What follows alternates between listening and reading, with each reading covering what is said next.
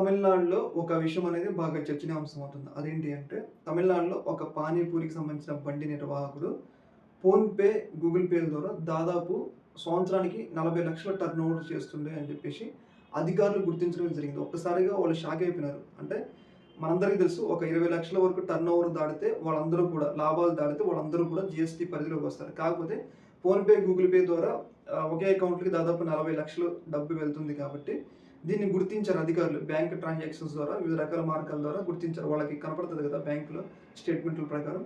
అయితే ఈ యొక్క వ్యక్తి ఎవరు అని చెప్పేసి వాళ్ళు ఆరా తీశారు. అయితే ఆ వ్యక్తి దగ్గరికెళ్తే అతను ఒక పానీపూరి నిర్వాహకుడు. అయితే దీని మీద రకరకాల చర్చలు నడుస్తున్నాయి. మనం ఈ రోజుల్లో ఒక రూ. 1,00,000 జాబ్ సంపాదించడానికి నెలకి ఈ స్థాయిలో ఇబ్బంది పడుతుంటే, సంవత్సరానికి దాదాపు 40,00,000 టర్నోవర్ అంటే మనం చూసుకుంటే దాదాపు నెలకు 3,00,000 వరకు కూడా 2.5-3,00,000 వరకు కూడా ఆదాయం సంపాదిస్తుందంటే ఇక్కడ చూసుకోవచ్చు. అంటే జాబ్ కంటే బిజినెస్ బెస్ట్ అంటం అనేది ఇక్కడ కీలకమైన ఒక విషయం అనమాట. ఏదేమైనా గానీ ఈ యొక్క ఇష్యూ అనేది పెద్ద స్థాయిలో చర్చనీయాంశం అవుతుంది.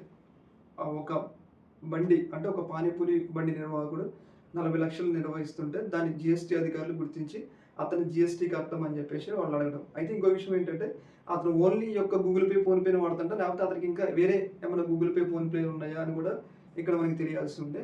ఇంకా వేరే గూగుల్ పేలు కూడా ఉంటే మరి ఇంక ఆయన సంపాదన ఇంకెంత ఉంటదో మనమే ఇంకా అంచనాలకే చూసుకోవచ్చనమాట. దీని మీద మీ యొక్క అభిప్రాయం తెలియజేయండి. ఒక